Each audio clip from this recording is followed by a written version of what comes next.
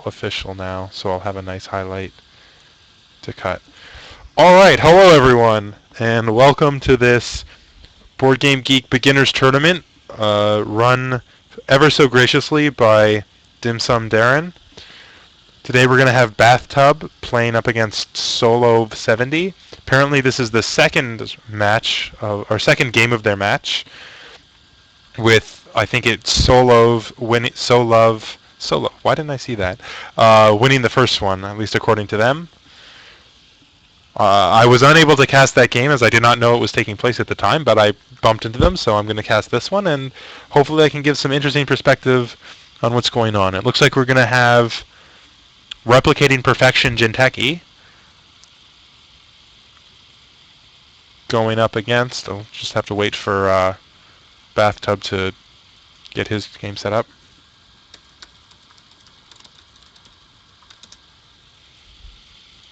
We can hopefully get hand vision from the player soon.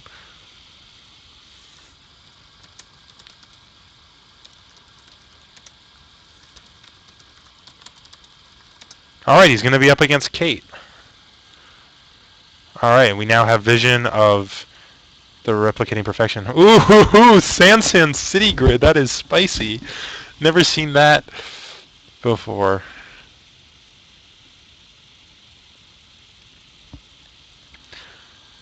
Well, I mean, it looks like he's going to make the runner care about remotes, because that's a Sansan.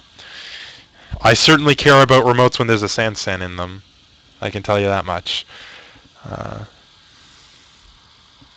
Alright, let's check out what Bath is holding. Ooh, it looks like he has, we have a little replicator action going on. Though, I'm not sure what I think about Compromised Employee as a splash. I don't like that card's. It's definitely a decent card. I've played it before and it's been fine, but it doesn't seem great outside of Criminal.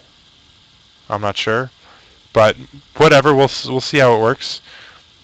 If there's any traces this game, which I mean I'm not sure if there will be since it's Replicating Perfection, but if there are any traces, the base link plus the pseudo link that Employee gives you should help a lot. Alright.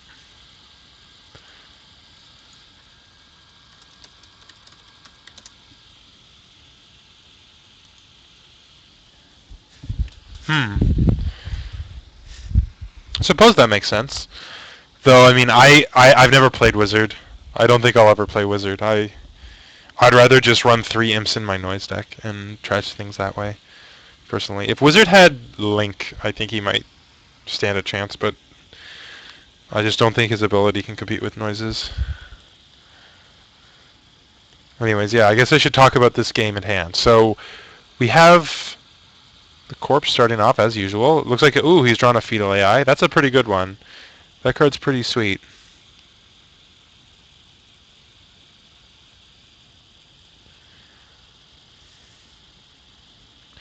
Yeah, I could see that. I could see it with Roja because you kind of want to play Emergency Shutdown in that deck. Anyways, yeah. So it looks like Jinteki's just thinking about what he ought to do. I think my starting turn in this situation. I think I start a remote with Hokusai Grid. Just leave a Hokusai Grid undefended. Neural Katana probably in front of R&D since I'm up against Shaper, and Shaper has a lot of good turn 1 action against an undefended R&D, and then just click for a credit. That's probably what my turn 1 would be. Particularly because when you click for a credit, you have the money to res the Neural Katana and the Hokusai Grid.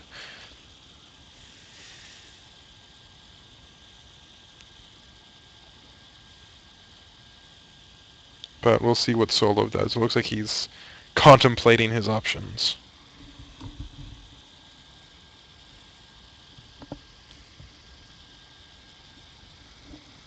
The one problem with the line of play I offered is that his hand is exposed, and there are actually several good accesses for the runner.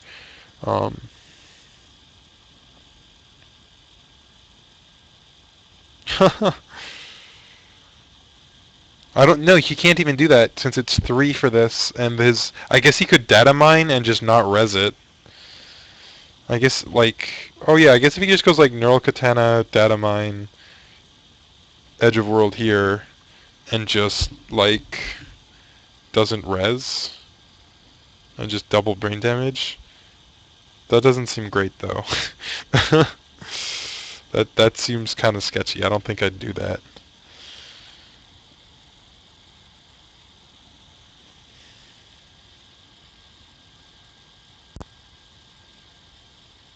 hmm This hand might have been a mulligan actually. Now that I think about it, I don't know this deck at all, so I don't know how much economy it has, but it should have some economy if it's running a card as expensive as Sansan.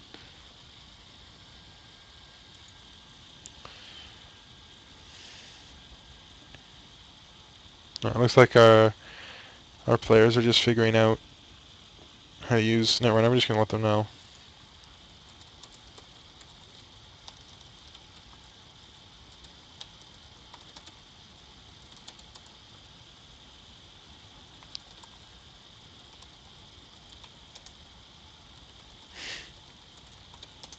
Yeah, I've played enough Netrunner on Octagon that I should know most of the commands.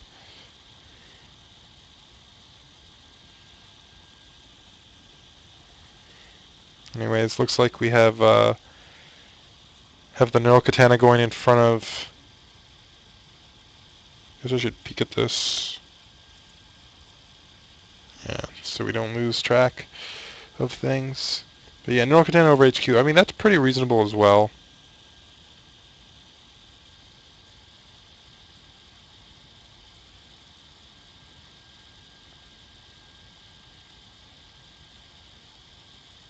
His hand, like I said, or as I was saying, if he does the play that I suggested, if the runner accesses Edge of World, that's not good because you lose a card for nothing.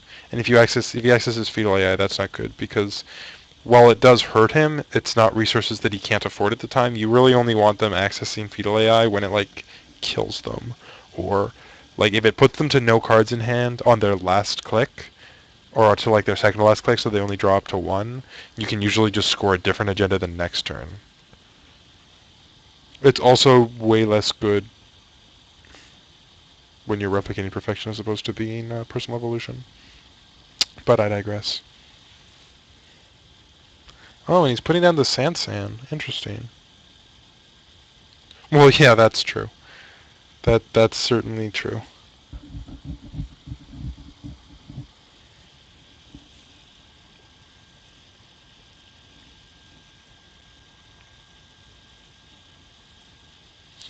All right. Well, let's look at what Bathtub's response to that opening turn is.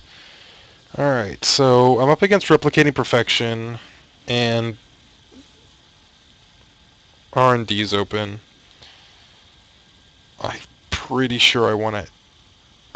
I'm not sure what he's running that he could like draw into to really punish that exposed R&D. Like if he's running indexes, maker's eyes, and R&D interfaces, he might want to try just drawing a card or two first, see if he can't play it out just to get some value.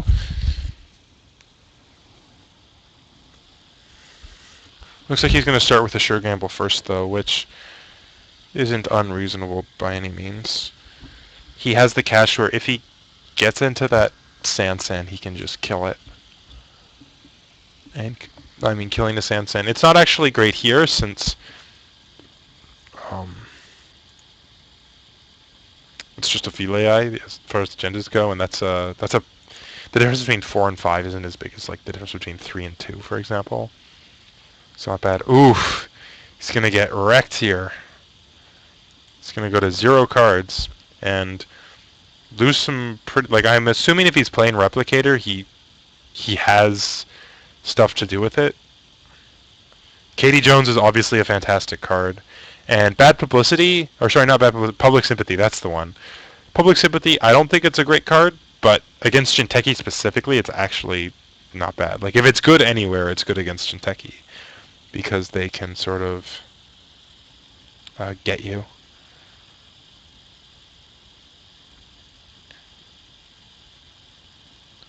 if you don't have many cards in hand. Whereas if you just draw up to 7, like, you can hit 2 snares and not even care. Uh, anyways, yeah, he doesn't have anything to do, obviously. He has no cards in play other than his employee, and this is not a trace. So, yep, he's losing his hand. And if he's smart, he'll... well, he'll jack out because yeah, he could actually just die here if he accesses the fetal AI. Um, so if he's smart, he'll jack out.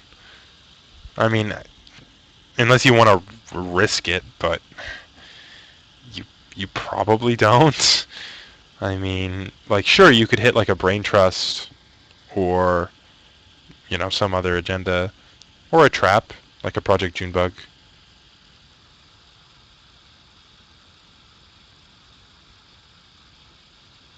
Oh wow, he accessed. Oh, whew, and he dodged the fetal. That was risky. Yeah. Well, I'm guessing that's more of a not realizing that fetal AI is a card rather than thinking, oh, I'm going to risk it kind of thing. Like that's my guess is that he just doesn't appreciate how risky that was. That's my guess. Um, of course, I'm sure Solove is not super pleased that he missed the fetal AI.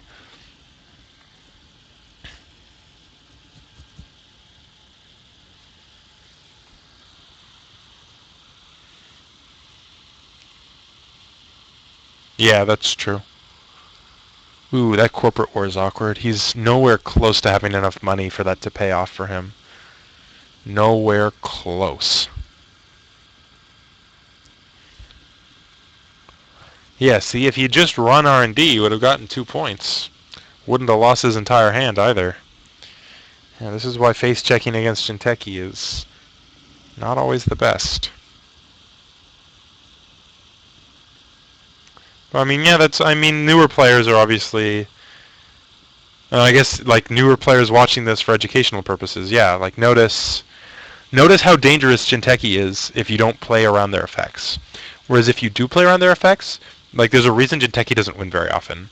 And that's at least at like higher levels, and that's that once you play around these effects, they're actually not that threatening. Like Neural Katana, 4 money for a three strength sentry with a 1 subroutine is not very strong. Mimic gets through Neural Katana for 1 credit, which is basically nothing. Um, so once you have the equipment to deal with the Neural Katana, it's not doing very much. But when you face check it when you have no programs and it hits you for 3 net damage, that's painful. That can really hurt. So watch out for that. And after you face check a Neural Katana and get hit down to 0 cards, don't don't continue the run because you might hit a fetal AI and then you're dead. Oh, does he only have 1 card? Oh, so if there's a fetal AI on top or a snare. Oh wow, he's flashing an emergency shutdown. That's interesting. Yeah, he could just die here. There's snares because Solove has exactly 4 credits. He has just enough.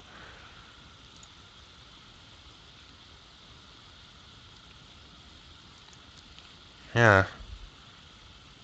My guess is that Bathtub doesn't have much experience playing against Jinteki because this is like the manual on how not to do it. Which I mean, it's not his fault. It's if you don't know what Jinteki has in its stores, then obviously the only way to learn is to either read all the cards, which not everyone wants to do, or get stomped a game or two, and then learn your lesson and draw cards before you access.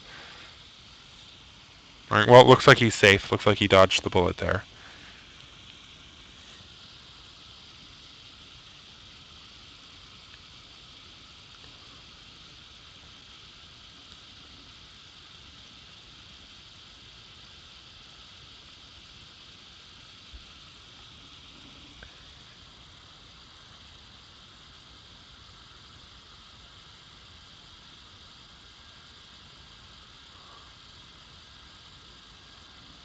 Alright, well, he's drawing up now, which is good.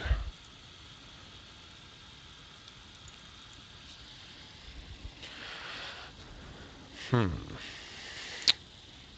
think he probably just wants to draw another card here. I think in his shoes, I'd just go up to 4 cards.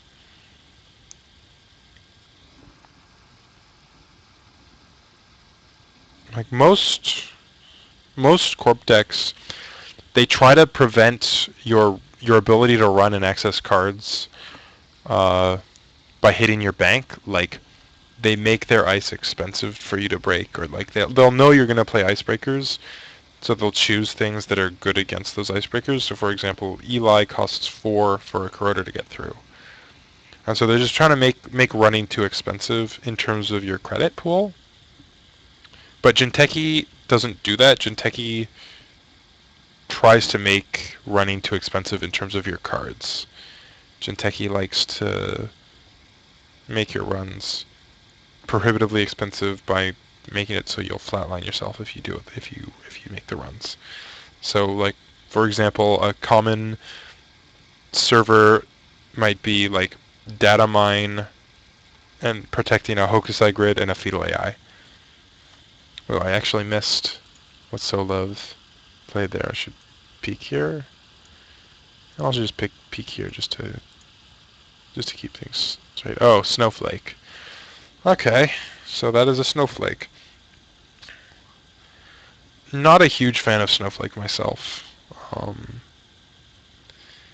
So the problem with it is that the runner can just always say 0, and it forces you to spend money to keep the runner out. And then when they want to get through, they can always just just corrode through it.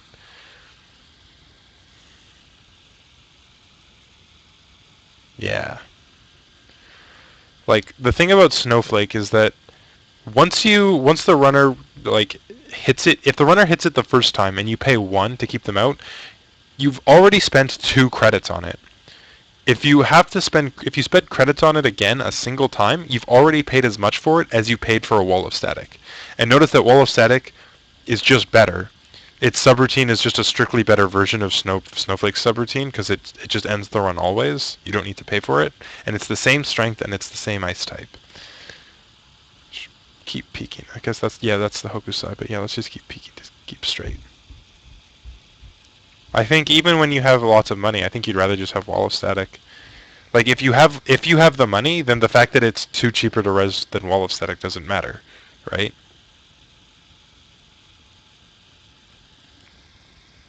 I think no. I think Snowflake goes in your like your Netrunner course wherever you put your data dealers. I think I think that's where Snowflake goes personally. But I mean, it takes a while to like learn cards. But I think that's the advice I'd give regarding Snowflake is just don't play it.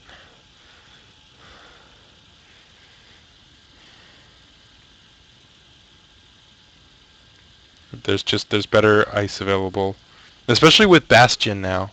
Bastion's better too. Like you have 6 perfectly playable neutral walls, neutral barriers. You have 3 Wall of Static, 3 Bastion. You don't need to spend any influence on it. So, and I think all those cards are better than even your first copy of Snowflake. So, yeah,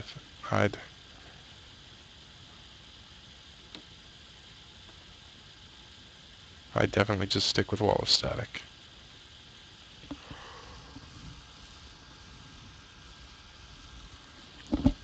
I think Snowflake would be a super cool piece of ice if instead of spending credits, you were just choosing numbers. Like if you just chose a number between 0, 1, and 2, and so like the runner just chose a number between 0, 1, and 2. I think that'd be pretty cool. That would be an interesting one. But the fact that there's a cost attached to it makes it pretty bad. It could also be playable if it were like 5 strength or something, because that gets a lot better. But it's the same stats as Wall of Static, so. Anyways, yeah, let's continue with what's going on here. So it looks like we have a second compromised employee out from Bathtub. Oh wow, and you got a Diesel. Diesel's perfect here. Okay, yeah, and he's definitely a replicator type deck because he has Inside Man. He definitely wants to replicate out a bunch of cards.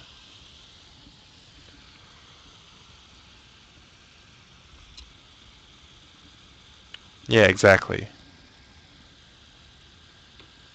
Alright, well, yeah, let's go back to Solove. Yeah, I've been talking too much about Snowflake. I haven't been paying enough attention to the game. I guess that's the one situation where it's decent is like a chum in front of a Snowflake. Because then you don't actually care. You can just say 0. That won't actually work when there's a corroder out, though. But, I mean, then you are forcing them to break it.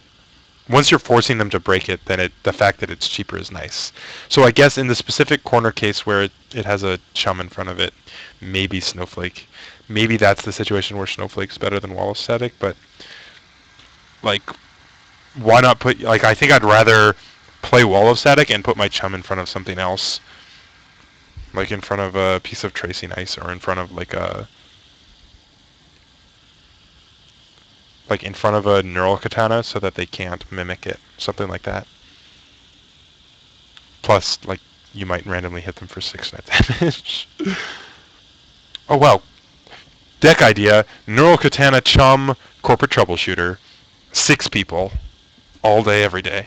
That just kills anyone. That, like, people corporate troubleshooter archers, but, like, corporate troubleshooting chummed neural katana seems a lot better to me. I'm gonna have to try that out. Yeah, I'm gonna try that out. I'm gonna play with that. Like, if you ever sick someone, that's pretty sweet.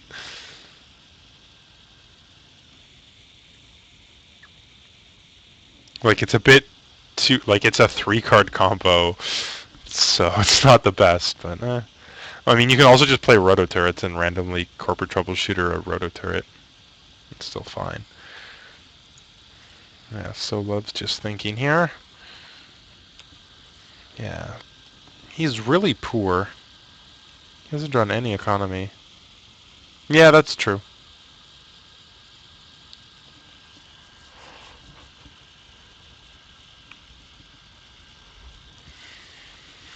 Particularly Chum. I'm not the biggest fan of Neural Katana. I think it's okay, but Chum I'm a huge fan of. I really love Chum. Alright, yeah, so Solo's just taking credits here. I think that's reasonable. As I said, he's very poor. If you don't have any economy, then, you just have to resort to the option you have available, which is clicking for credits.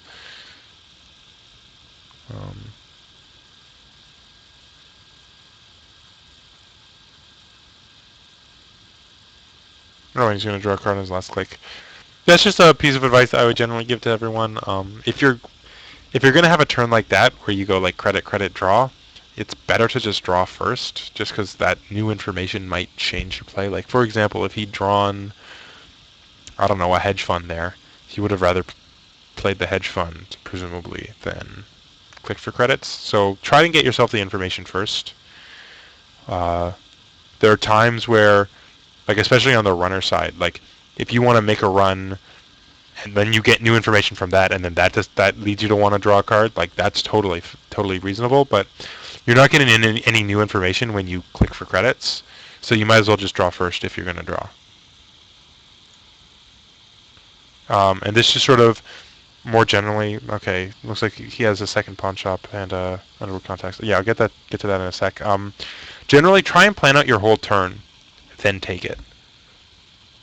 Or plan out your whole turn as best you can. Obviously, things will change as the turn progresses, but especially as the runner. But yeah, just try and plan out your whole turn. All right, so Bathtub plays Public Sympathy, draws into a Diesel, plays the Diesel, and then draws into not the best draws. He already had a pawn shop. He already had a Crypsis. So he's not actually getting new options available to him, and his Underworld contacts obviously doesn't fire right now because he doesn't have any actual link. He only has pseudo link. And I have to say I disagree with this deck design decision. If you're gonna play Underworld Contact, definitely don't play Compromised Employee. Like, 2 link strength is enough to neutralize most tracing ice that you'll see. Like the only things where the only tracing ice you'd still have to worry about at that point are like Viper out of NBN is still a pain. Caduceus out of NBN a little bit, but less so. And then like Flare, but not very many people are playing Flare right now. And so these aren't really doing very much if you're playing the actual Link to pay these off. So yeah, I would definitely, if Bathtub watches this, I would definitely reconsider playing the Compromised Employees in light of seeing this card. Anyways, let's see what Solove. He hasn't actually started his turn yet, so I can't comment too much. But yeah, we'll see what he does. I'm actually going to go for just a second. My throat's getting a bit dry. I'm going to get a glass of water, so enjoy watching the game while I do that, audience.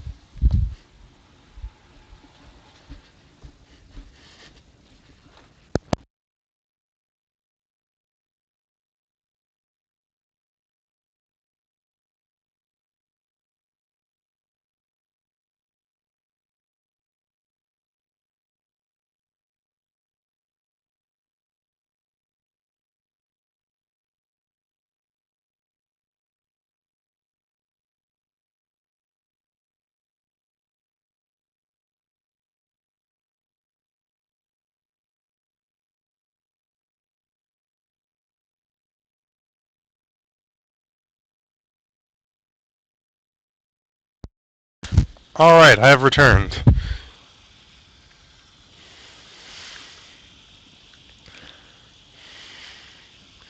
I actually have a ton of booze in the bag right next to me. Let's see what I've got here. Ugh. You guys hear the bottles? I hope you can, because that's a much better effect. Alright. I'm going to talk about Solove's turn. Alright, so he installed a card. He installed an ice. He installed something over archives, and he took a credit. Okay, I need to peek at these things. Peek. And peek. Just to know what he did. Alright, there's his Wall of Thorns, and there's his Hokusai grid. Okay. So he's just Hokusaiing his centrals, I guess, just to punish those runs that are required of the runner by replicating perfection. Alright, and I have stuff to talk about on Bathtub side, too. So he's going to play, he plays a Crypsis, he puts a virus counter on Crypsis, and he draws a card. Okay. That's not a terrible turn. Setting up a breaker is always good. Yeah, corporate war, when it doesn't pay off, it can really hurt you. Of course, what you can also do is like get it to the situation where you use your last credit to put the fourth counter on it, and then it's not actually costing you any credits. But, I mean, you'd rather not do that, I think. Anyways, so we've got a little pause in the action while we wait for Solove to think. Let's see what he drew. He drew a snowflake. Another snowflake. Not a fan. Not liking it. Anyways, so I have Weiser's Canadian Whiskey. Canadian Whiskey is delicious, by the way. Those non-Canadians out there, if you're looking for something new, Canadian Whiskey is great. If you're a whiskey fan, I definitely recommend it. I've got Alberta Premium. That is I want to say a rum? No, it's a rye whiskey, actually. Excellent. I've got Malibu. I'm sure most people are familiar with Malibu. And I've got polarized vodka. Oh, and I've got some spiced rum, too. Sweet.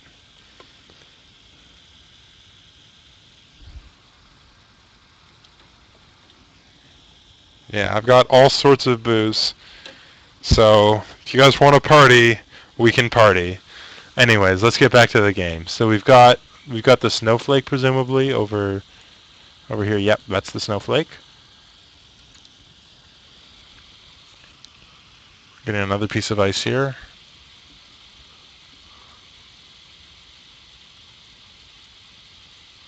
Okay, and then a chum over the Neural Katana. Sure. It's usually better to put a chum. If you're going to go chum Neural Katana, you generally want the chum Do you want the Norkotena unresed to hopefully get them? But I mean, this is also just fine if he wants to keep his hand safe. Though his hand's kind of safe enough with just the Neurokatana right now. There's like Crypsicina Neurokatana is pretty inefficient. That's 4 credits and a click for the virus counter. And then if he just takes the 3 net damage, he could just die to Fetal AI.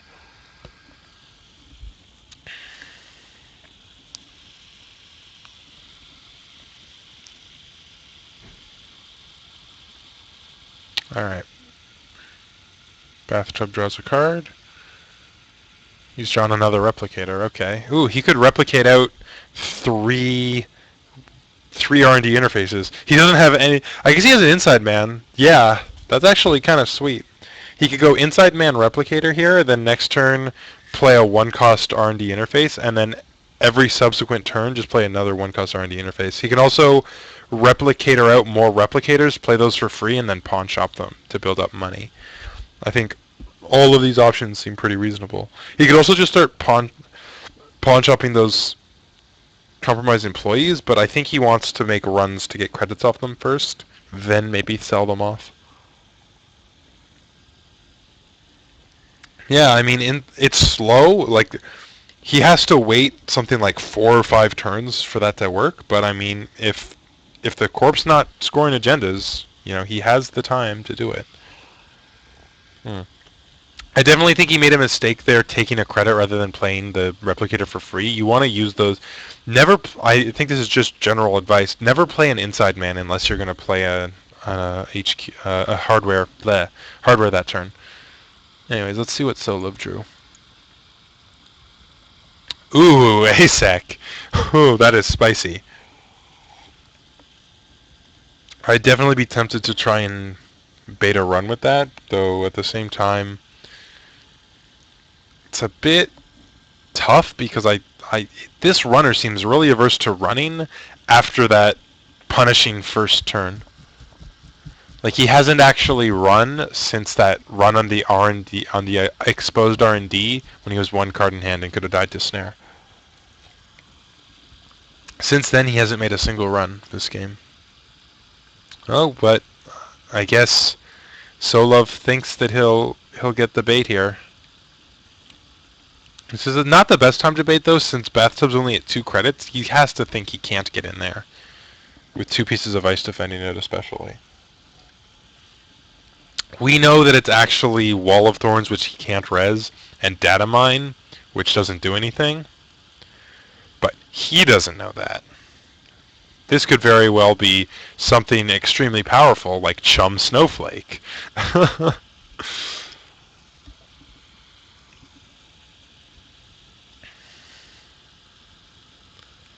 Anyways, yeah, we'll see if Bathtub takes the bait here.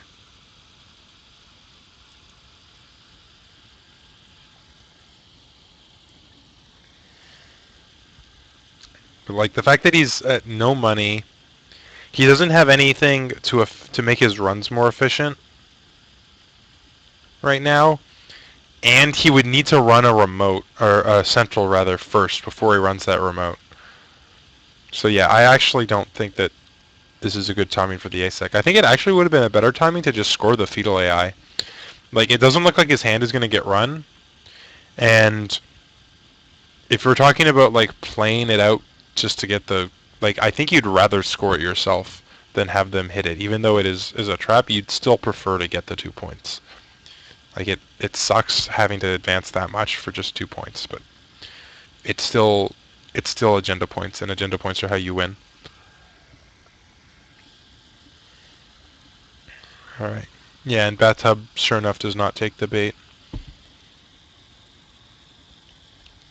He has a Maker's Eye now, which is interesting.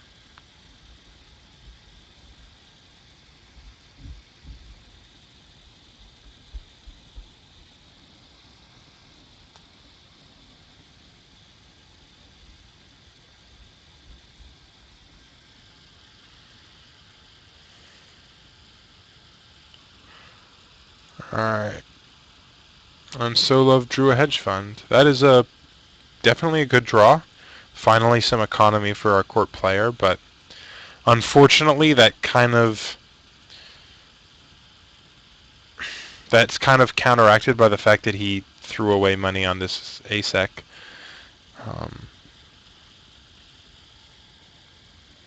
You have got to assume that, though I mean, I don't know, I guess newer players don't always understand the mechanics of the game, but there's nothing this could be other than a trap once you see that it doesn't get scored. Jinteki doesn't have anything that you would want to advance further but not score in this turn. Like, if it's NBN playing an ASEC, NBN could easily try, like, advance it up to 4 and then do something else. Like, hedge fund advance it to 4 because... Oh yeah, Ronin, I guess. Yeah, that's true, Ronin. Um, Ronin's not too scary, though, is the problem with that. But anyways, yeah, so I was talking about, like, NBN. Like, it could easily be a Beal. Um, with HB, it technically could be a mandatory upgrades, but no one plays that card anymore. And then with Wayland, it could be an Atlas. Trying to set up for, like, just a massive Atlas that fetches, like, scorched posted bounty or something. Yeah, it can't be a brain trust because it's just not worth it. Like he had 2 advancement counters on it. Getting the brain trust up to 5 to get one over advancement counter on it, I could see, but risking having it stolen just to get 1 extra advancement counter on it, like, they get worse as you go because eventually they get trivialized. Like, when you're rezzing a chum, the first brain trust counter is sweet, but then the second one doesn't do anything, right? Okay, that's fine. Not some people try to overscore brain trusts, and it's confusing. Anyways, yeah, looks like Bathtub's not taking the bait, which is gonna work out for him. He's played out his pawn shop, so he's definitely gonna sacrifice something. I really, really hope he's not sacrificing those R&D interfaces. I hope he... I mean, he doesn't really have any great sacrifices. Like, Public Sympathy is actually really good here against Jinteki. Inside Man's going to do a lot of work getting more cheap interfaces. Replicator's going to... He still has 1 more R&D interface to replicate out. Don't want to trash your breakers. These haven't really paid off yet, so I'm not sure what he's going to pawn shop. Like, if I were him, I'd just pawn shop Compromised Employee, but... It feels like it feels like he wouldn't want to do that because they haven't done their job. Yeah, Solove. Unfortunately, the trap did not work out for him. Okay. I think in this situation you advance once and take a credit back to go to 8 credits.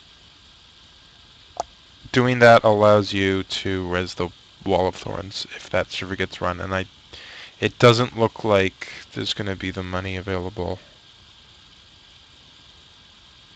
to break that. It costs, what, 5 to break that? And he needs a click to make the run itself. He needs a click to run on a central first. I guess if he goes credit, run. Oh, no, actually he gets Compromised Employee credits. Never mind. Yeah, that's true.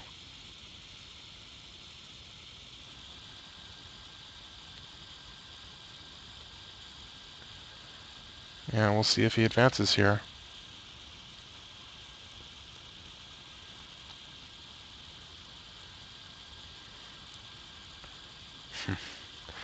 I'd have been tempted to replace this secretary with an Edge of World, but...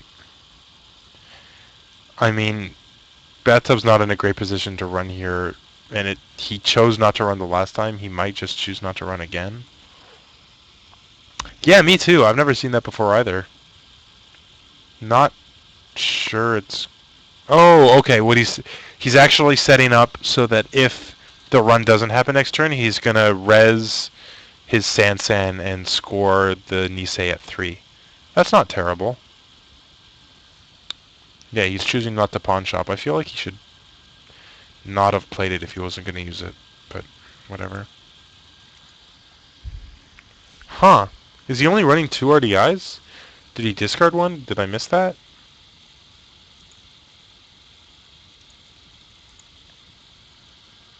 No? Huh. That's... I can't say I agree with that. If you're gonna run replicators, like, I don't think there's anything better to replicate out than 3 R&D interfaces. Like, 4 accesses with every run, that's hyper efficient. That's as efficient as you can get.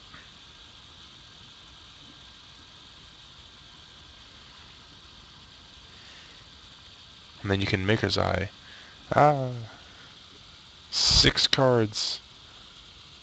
Oh, 2 replicators. He has one here, and then there is one in his heap. He has 2 replicators. Anyways, yeah, so I was right. Solove is just going to score this.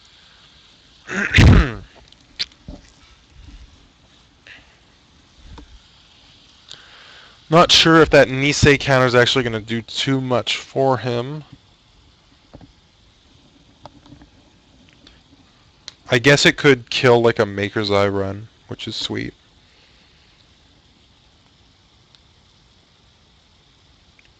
Problem though is that now he's broke. If I were Bathtub, I'd definitely try and trash that Sansan.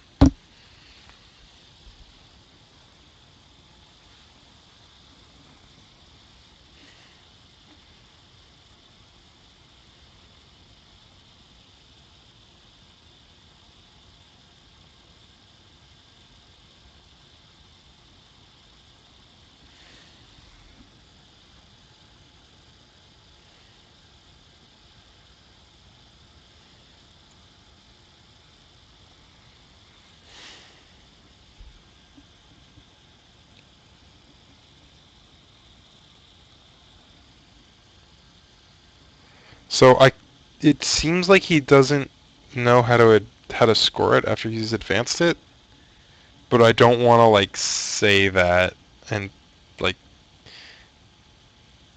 I mean obviously he's gonna score it here, but maybe he doesn't want to for some reason. I don't know. I don't want to. In any case, I don't want to tip his hand. All right, he's figured it out. That's good. For those watching at home who don't know, just double click after you have the appropriate number of advancement counters on it. Oh, he might have actually been interacting. It actually gives you an error message when you don't have enough counters on it. Um, you can override it by just saying yes, score it anyways. But maybe he was just reading that. Um, and the game doesn't recognize that you're scoring with a Sansan, so it gives you that message even though you actually are making a legal play.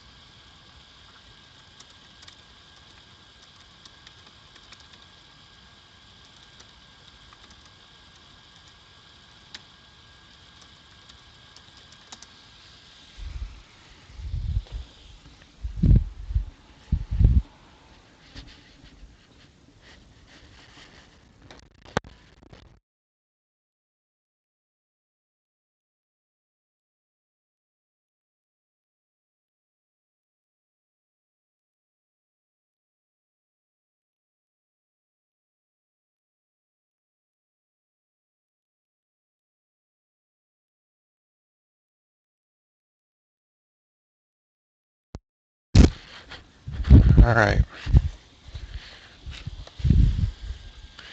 Well, yeah, we're now on to the runner turn. We have our first point scored of the match.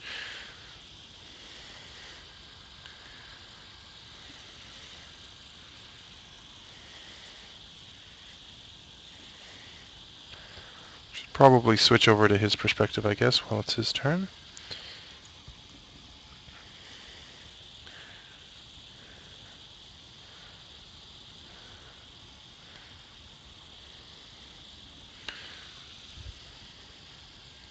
Oh, whoops, I'm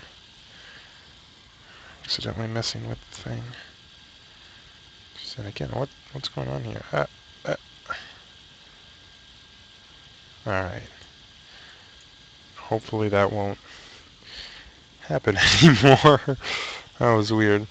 Alright, so he's just gonna Katie Jones. I can never argue against using Katie Jones. That card's sweet.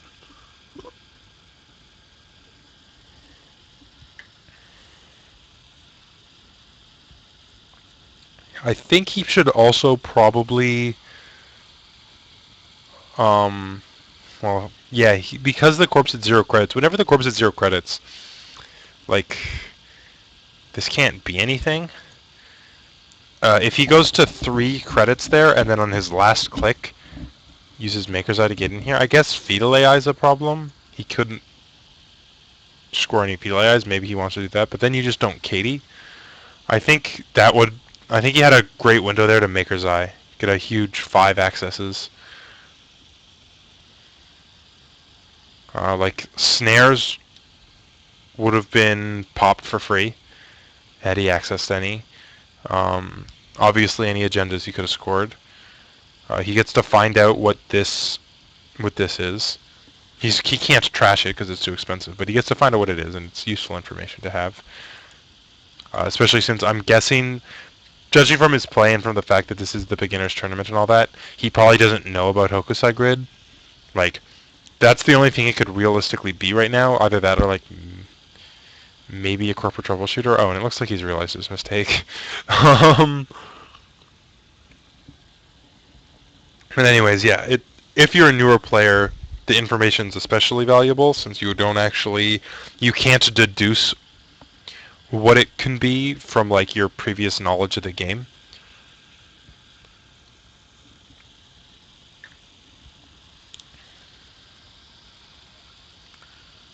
Yeah, it looks like he's definitely realized his mistake from his. Though I don't think Solov's figured it out. I mean, Solove doesn't know about the Maker's Eye, so it's not as obvious to him. Yeah, don't like to see that pawn shop go to waste. Like, if you're gonna play pawn shop, you should be using it. Should be getting those credits.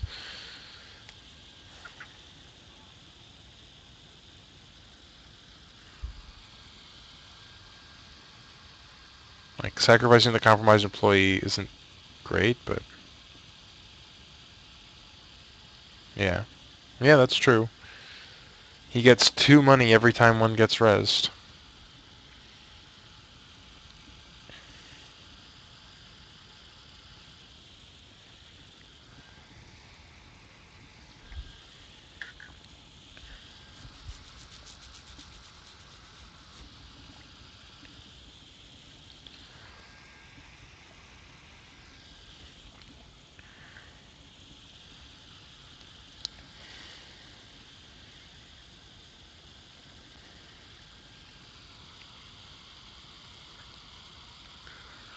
Alright.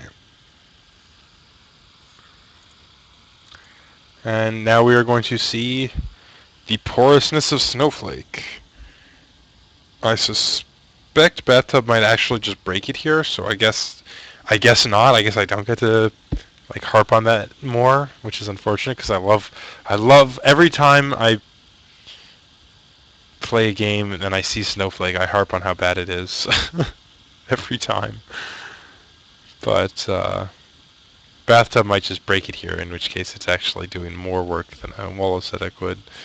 Just unfortunate, but yeah, don't play Snowflake.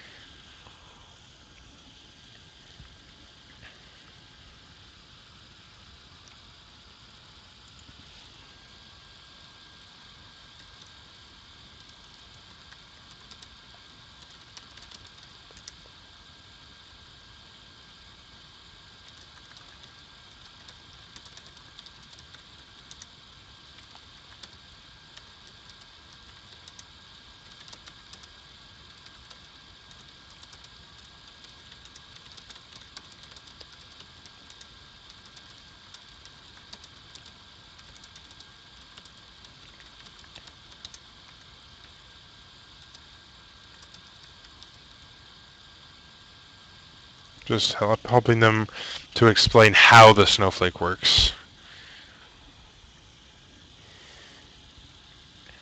Yep, he's doing the right thing. Spending 0. Yep.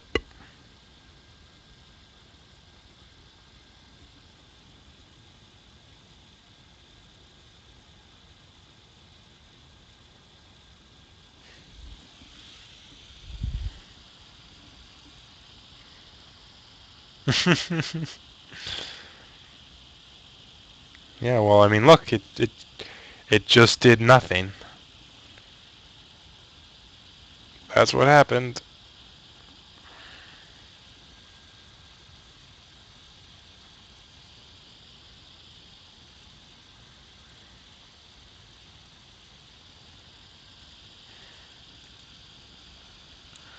Unfortunately, we don't get to see these accesses. Oh, but we get to see that he accessed a card. Do we not actually get to see what it? That's really weird. I mean, obviously it's a field AI from what's happening, but it's weird that it doesn't even tell us in the chat box what it is. That's super weird. Oh, and okay, well now it shows us the snare, which is nice, but Solove does not have the credits to do that, so yeah.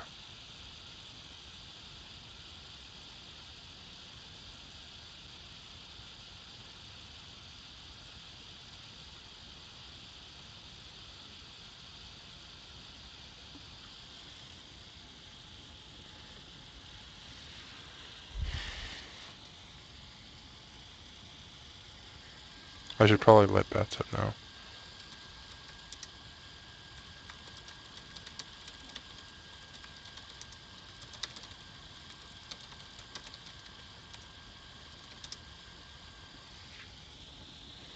Because it looks like they're being held up by this snare.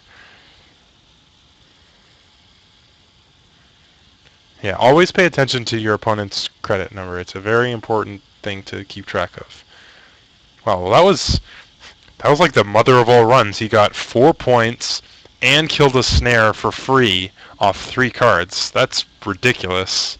It's hard to get, like, I guess if that snare had been a priority wreck, it would have been better because he would have just won the game instantly. But I mean, as far as like efficiency of runs go, I think 4 points and killing a snare for free gets there. He can actually just run again and get another 3 cards if he wants. It's not a terrible idea either. In fact, he might even. I don't think he Maker's Eyes because then he gets Nisade, but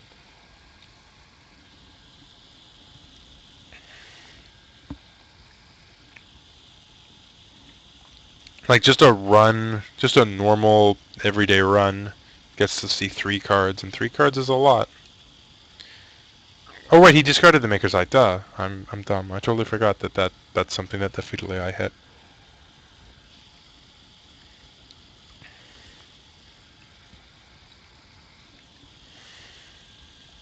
Yeah. So replicating perfection, you read it and you think, wow, that's pretty sweet. But then you remember that it's really hard to get the runner to care about your remotes. The runners are kind of already just want to hit your centrals anyways, especially R&D. Uh, it's really tough. It's really tough. Uh, okay, yeah, and sweet, he's running again. I like that decision. Yeah, like I think it really interesting. It would have been really interesting if replicating perfection instead had said like the runner cannot run your centrals. Ignore this if they've run a remote. Ignore this ability if there are no remotes. Like that would be an interesting ability.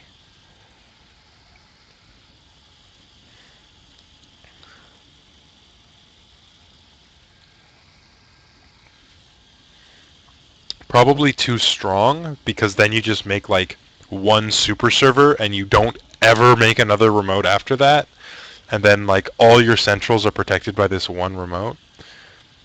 You'd probably have to make it like absurdly low influence, like maybe 5 influence, maybe 0 influence even. I don't know, but it would be certainly interesting. Yeah, I think at 0 influence that's probably fair, just because Jinteki has a pretty weak pool. Anyways, let's see what's going on here. Okay, so Bathtub's targeting the snowflake, which I think Solove might take to mean he's breaking it, but clearly not.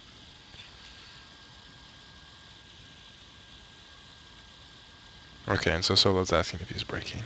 Good. I don't want to like step in and ask because might be that Bathtub doesn't even realize that he can break or something like that.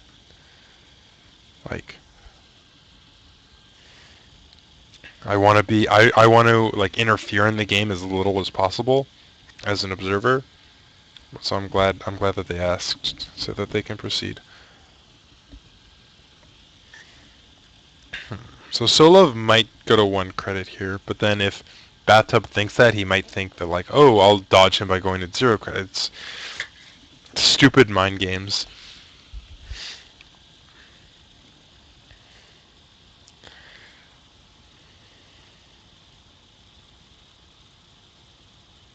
I'm actually terrible at mind games. I might be why I hate Snowflake so much, and like from Hell's Heart I stab at thee every time I see the card. Because whenever it runs, I fuck it up every time. I always screw that up. I always predict wrong, and they always get me.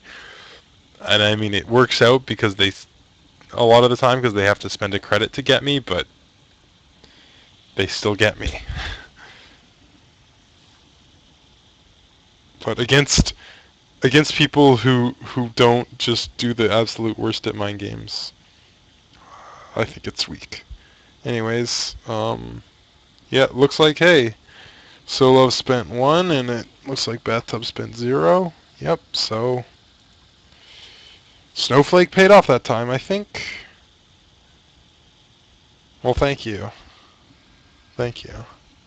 That's a pretty common one, though.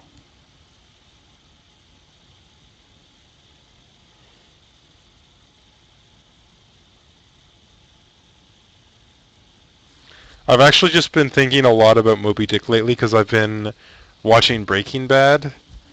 I hadn't watched it, and just it's all anyone ever talks about, so I decided to watch it. And like, I don't want to go into like, I don't want to spoil people, but like, one of the seasons is basically just like, hey, if you haven't read Moby Dick, this is going to be a super interesting story for you. And if you have read Moby Dick, it's going to be kind of been there, done that. But it got me to thinking about Moby Dick a lot.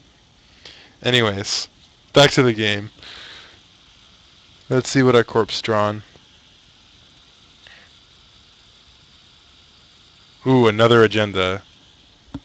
Huh, what is he icing here? Oh, is that the chum? I think he had a second chum, right? Yeah, okay, chum. Alright, well that's a pretty tough server to get through now. So he's somewhat safe.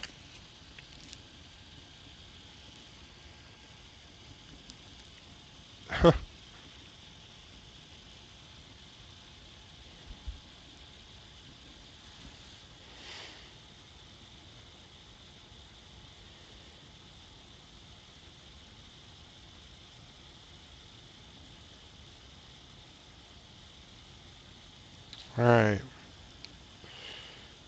So Bathtub has some choices to make. I think you just run R&D.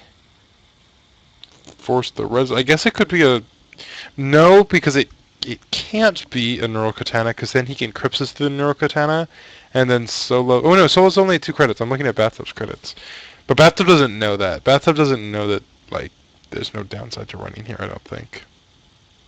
Yeah, he should probably run the R&D and just force that dice to either get rezzed or ignored.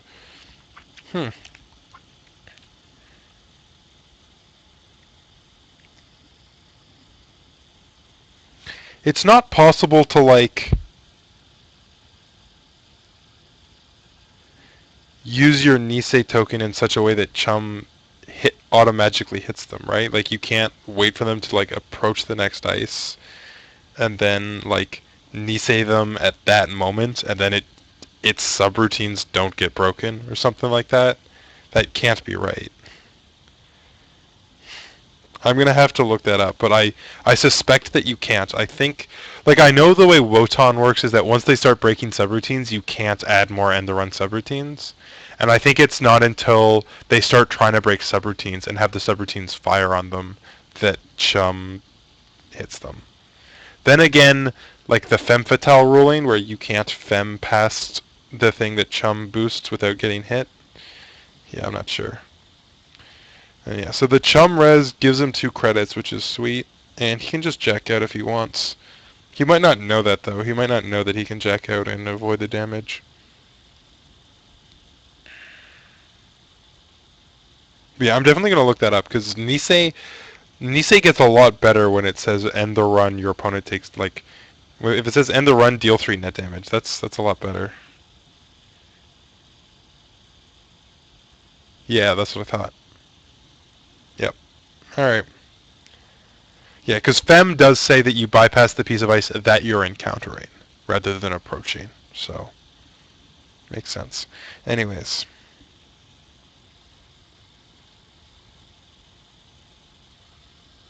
Looks like we just have Bathtub thinking about what he's going to do here.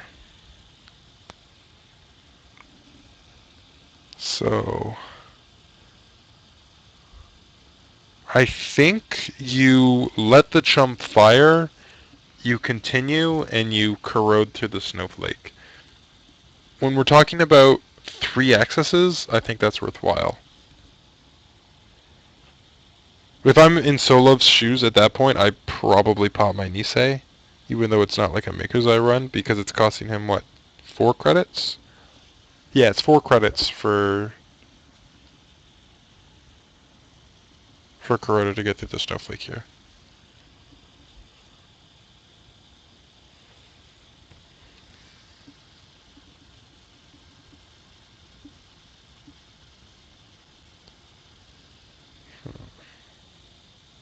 Yeah, 4. It's so hard.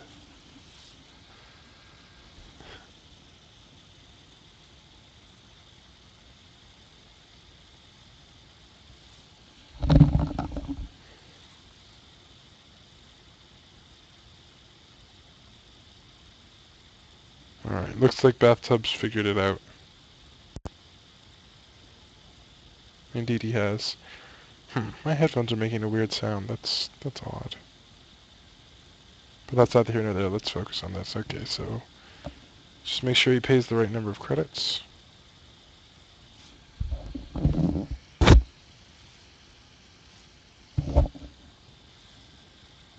Yeah. Alright, yep, he's got it.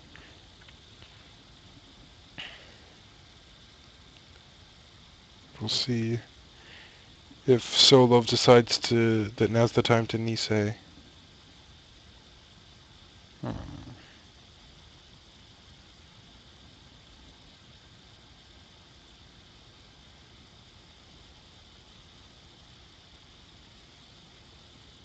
Oh, he didn't. Bathtub didn't give Solove a chance. Ooh. Oh no. Oh, never mind. Okay. Oh, I thought it looked like he had already done the successful thing. Okay, never mind. Okay, good. I misread the thing. All right, that worked out. They did that properly. So that worked out. Okay. Yeah. So that is nice, but at the same time, Bathtub can totally just get it next turn, and Solove does not have the money to defend that further. No, all he has are a bunch of agendas. Through another corporate war. Which is not pretty. Is he not running Brain Trust? Because that's really weird. Brain Trust, definitely better than these 4-2 agendas. But we've seen 10 points, and none of them are Brain Trust, so it seems likely that he probably has more. In fact, oh no, we've seen a Fetal AI and a Nisei over here as well. So yeah, we've actually seen 14 points. And none of them are Brain Trust. Maybe he just, has really weird numbers, and the 3 that we haven't seen are Brain Trust or something. I don't know, but what's more likely is that he's not running Brain Trust, and I would advise against that. To anyone watching, play Brain Trust if you're going to play Jinteki. The fact that it's a 3-2 is just really good. its ability is irrelevant most of the time, and that's fine. It's just the fact that it's 3 rather than 4 is sweet. So yeah, just in general, I think, yeah, play brain trust. Yeah. Yeah, that's the thing. That's the main difference between 3 and 4. 3, it sounds like not a lot. It sounds like, oh, 4 is 25% harder than 3. It's actually way more than 25% because of the nature of how many clicks you have in a turn.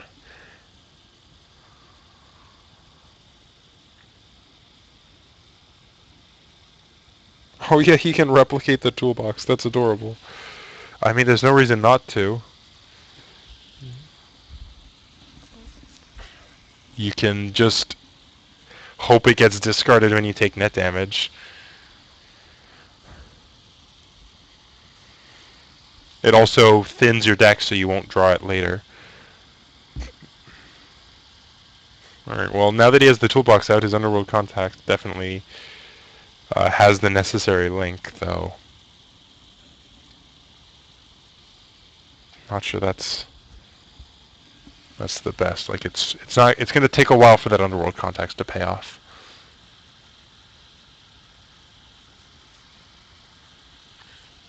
Yeah, he definitely needs to start pawn shopping. I think pawn shopping these compromised employees is smart. Like, we're getting to the late game. Solo's pretty poor, so he's not going to be resing that much more ice. Just he doesn't have the money to do it.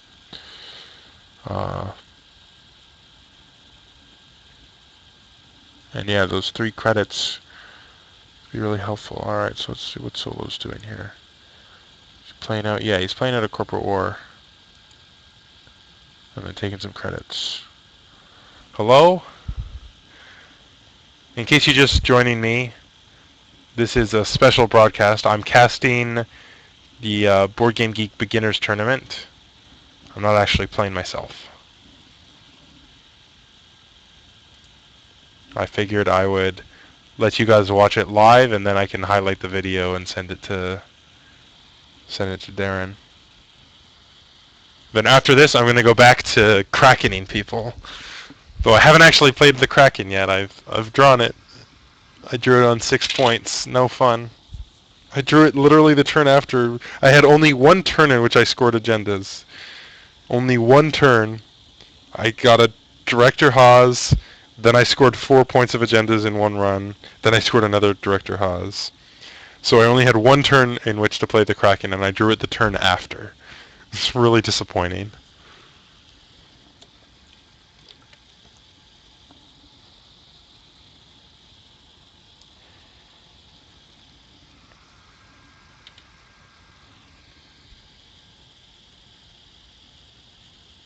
No, no same old thing. I think that's a bit excessive, don't you think?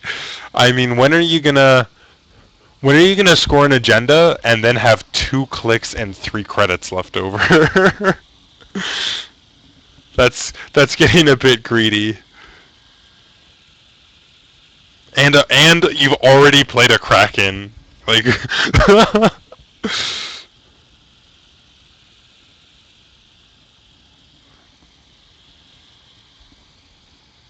Alright, anyways, yeah. So it looks like we're just setting up for a Maker's Eye run here. The thing is that Solov's drawn so many agendas that this could this could totally whiff. He's going to access 5 cards, but I'm guessing it's just 10 2-point agendas, judging from what we've seen of Solove so far. He could legitimately just not see any. There's only 3 left in there. Amongst 25 cards, he's only going to access 1/5 of that deck. Like the odds aren't exactly against him. Like, it's still no surprise if he sees an agenda, but it also wouldn't be surprising if he saw nothing. So the fact that this is only costing him 2 now because of the 2 recurring credits on the toolbox is nice. But yeah, he's actually broke now, which is not great. Yeah, these Hokusai grids aren't doing anything. The runner has cards and cards and cards and cards, and there's nothing you can really do about it.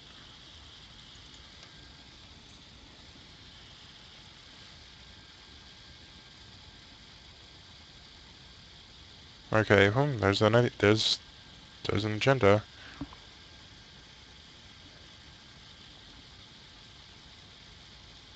All right, killing a June bug.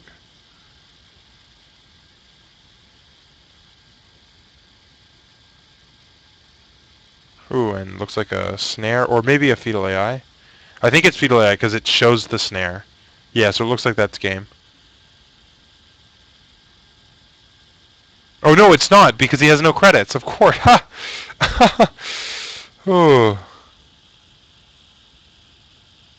Yeah, I know. That actually, I was real like once I saw it, I said the exact same thing. That's exactly what I said. Actually, I was like, "Wow, we're getting hard countered here."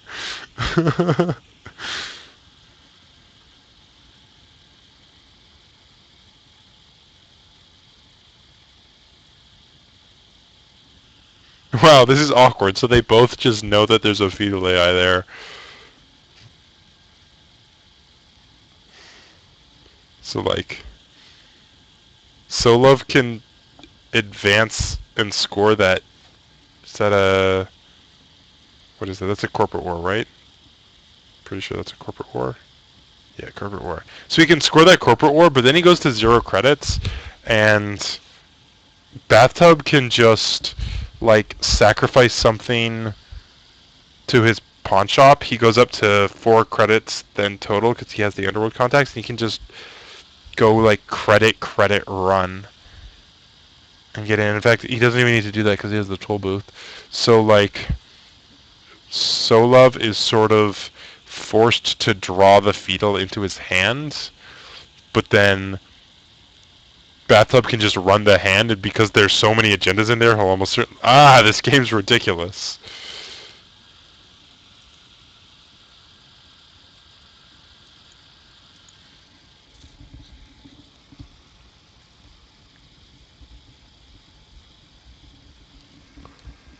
Like if he draws into the fetal AI, he's like he has to discard one of the data mines, and then he has 4 agendas in hand. Unless he like discards some agendas, that would be sick. That would be such a sweet play, actually.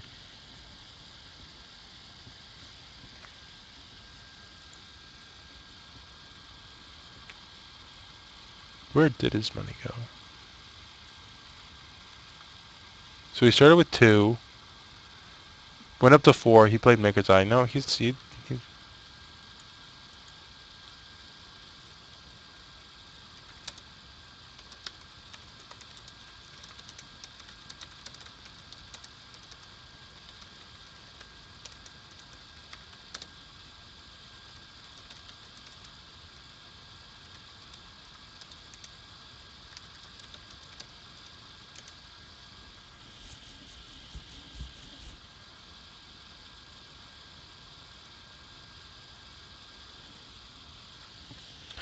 yeah. So he can't actually score the fetal.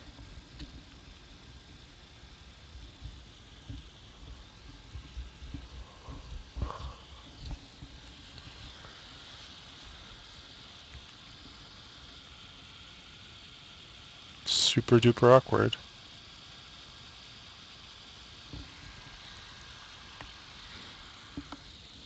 Yeah, that actually is a bit of a problem that I run into. Not being able to chat with the box open.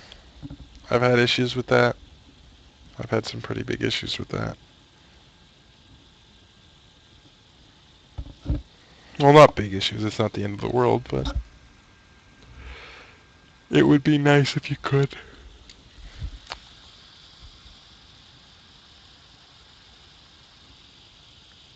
Anyways, yeah, this game it's looking pretty grim for Solove.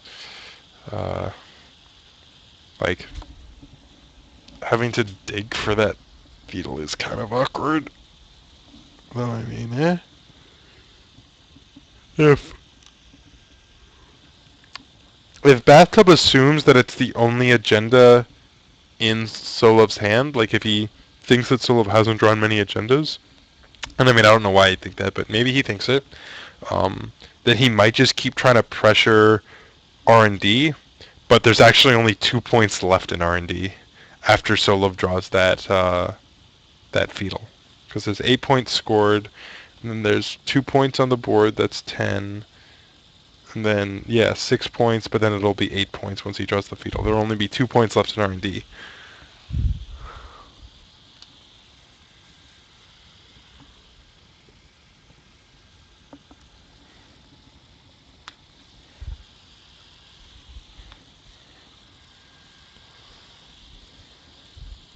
Yep. Well, private contracts isn't a terrible draw for later, since he does want the credits. Um, but I definitely think he just kind of needs to dig for that fetal. It's what? 2 cards down, I think, because it was the fourth he accessed, but then he trashed the Junebug. It might even be the next card. In any case, he needs to draw it, otherwise he loses. He can't afford to score here.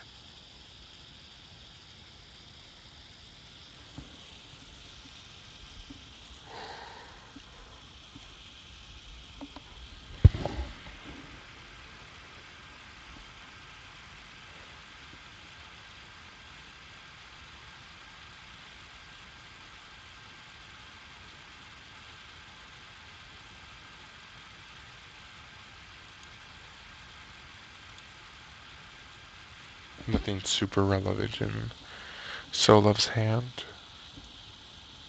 Doesn't look like he wants to run HQ too much right now, but obviously if Solove digs, he might.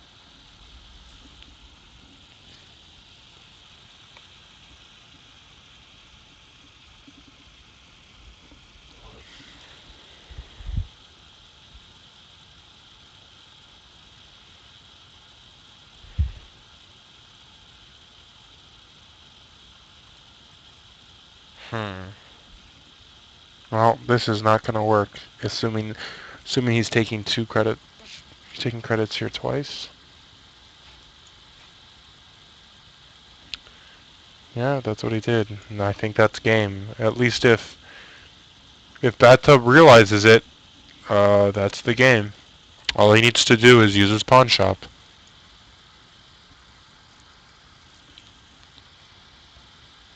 He only needs 4 credits because with the toolbox he can pay 2 to get through the snowflake after it's chummed.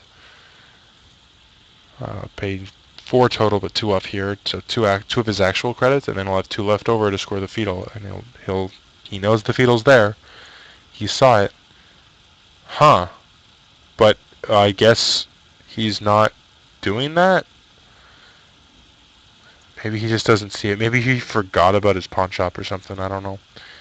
But, huh. Like, he actually can't even do it now. He doesn't... Like, he couldn't if he wanted to. Unless he, like,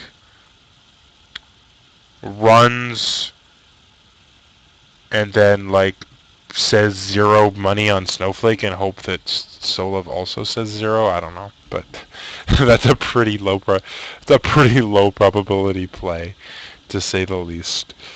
Wow, so I guess Solove just, like, yeah, I don't know what happened there. He's not going to do it again, though, is he? He's going to draw now. Because, yeah, it's the fetal's on top of his library now. Or it's... Wow. Oh, my God. This isn't Magic on top of R&D. Sorry, everyone. My apologies. My Magic background is showing. Anyways. Yeah, it's a fetal on top of his R&D right now, so... He needs to draw it, or else Bathtub will run. At least I have to hope I have to assume, I have to hope he'll see it.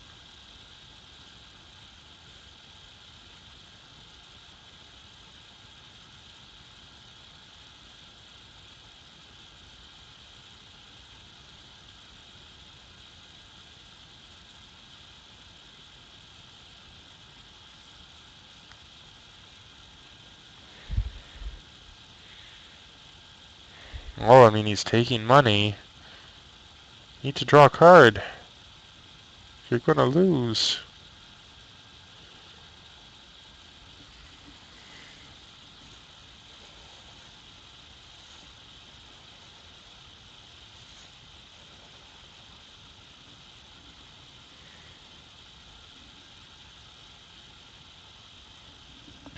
Well, Bathtub once again only needs to, he need only see the play before him, and he will win. The win is guaranteed if he takes the correct line of play here. So we'll see if he figures that out or not.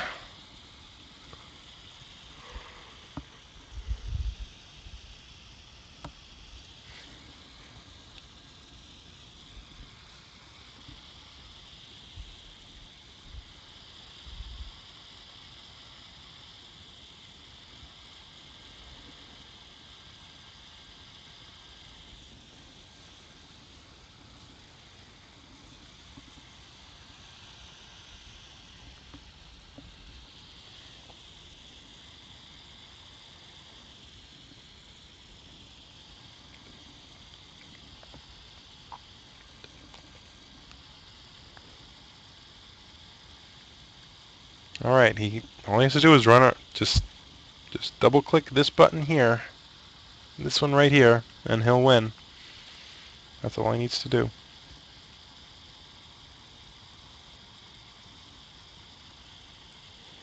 Alright, taking credits first. Maybe he's forgetting about his toll booth money, it's possible.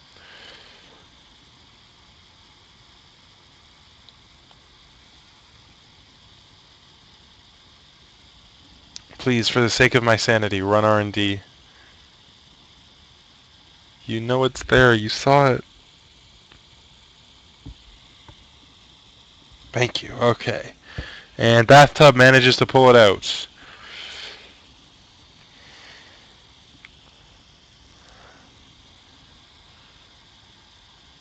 Yeah, so just remember, pay attention to what's been seen and where cards are, because Solove, I mean, he was still in terrible shape. No doubt about it. He was in a bad position there. If he draws into the fetal, but with the line of play he took, he was just dead. Uh, he was actually dead a turn ago because of pawn shop, but that's neither here nor there.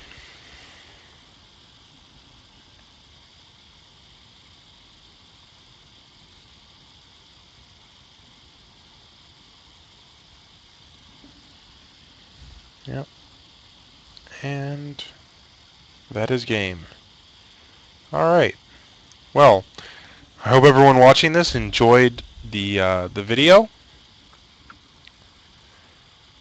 It's an entertaining game to watch between Jinteki, Replicating Perfection, and Kate McCaffrey. Let me see the GGs coming up for the players. That's good. Alright.